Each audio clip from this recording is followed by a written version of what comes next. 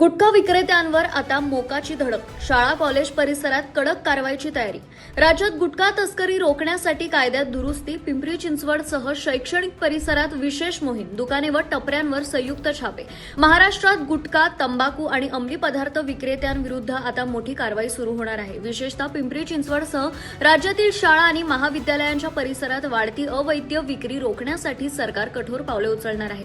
आणि यासाठी आता गुटखा विक्रेत्यांवर मोकासारख्या कठोर कायद्याची अंमलबजावणी करण्याची तयारी झाली आहे. विधानसभेत मुख्यमंत्री देवेंद्र फडणवीस यांनी घोषणा केली की गुटखा विक्री आणि तस्करीवर मोका लागू करण्यासाठी कायद्यात लवकरच आवश्यक सुधारणा करण्यात येतील. सध्या असलेल्या कायद्यातील त्रुटींमुळे गुटखा विक्रेत सहज जामिनावर सुटतात. याकडे अनेक आमदारांनी लक्ष वेधले. यावर मुख्यमंत्री म्हणाले, गुटखा तस्करीवर मोका लागू करताना तांत्रिक अडचणी आहेत, पण आता कायद्यात बदल करून हा अवैध व्यवसाय मोका अंतर्गत आणला जाईल. पिंपरी चिंचवडमध्येही शाळा महाविद्यालयांच्या 100 मीटर परिसरात गुटखा विक्री वाढत असल्याच्या तक्रारी मोठ्या प्रमाणावर आहेत.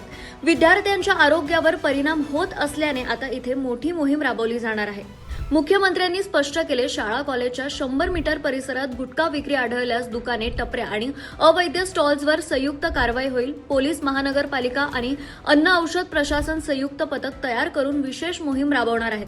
पिंपरी चिंचवडमध्ये वारंवार छापे घालून हा व्यवसाय पूर्णपणे मोडून काढण्याचे आदेश. राज्यात गुटखा विरोधातील आतापर्यंतच्या कारवाईत शेकडो गुन्हे नोंदवले गेले आहेत. सर्वाधिक गुन्हे नवी मुंबईत 1144 तर यवतमाळ आणि नागपुरात 1706 गुन्हे नोंदवले आहेत. बुलढाणा, चंद्रपूर, नाशिक, सोलापूर, अहमदनगर यांसह अनेक जिल्ह्यांमध्ये मोठ्या प्रमाणात कारवाईचा उल्लेख दिसतो. गुटखा तस्करी आणि विक्री राज्यात कोणत्याही परिस्थितीत सहन केली जाणार नाही, असा कडक संदेश मुख्यमंत्री देत आहेत.